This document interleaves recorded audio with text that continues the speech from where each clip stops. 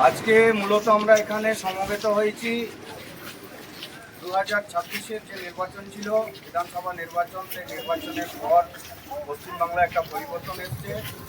এই পরিবর্তনের সাথে সাথে ভালো নাম কি ছিল, বাইরে পাঁচশোয়া অঞ্চলের যে অঞ্চল অফিসে রেজাল্ট আউটের পর থেকে প্রধান না থাকার জন্য আমাদের অফিসের কার্যকরী অচল অবস্থায় ছিল।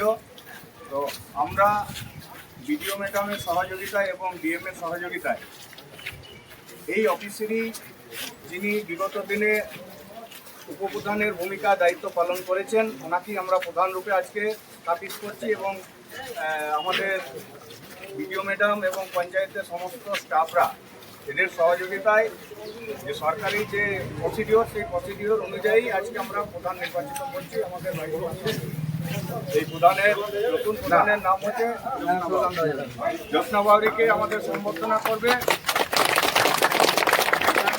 সভাপতি সুজিত রায়।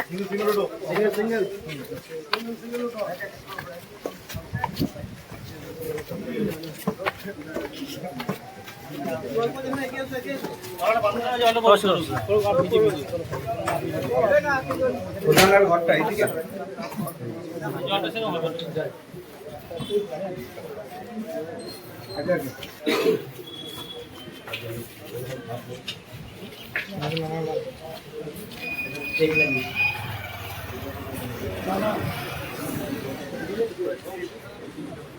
भारत माता की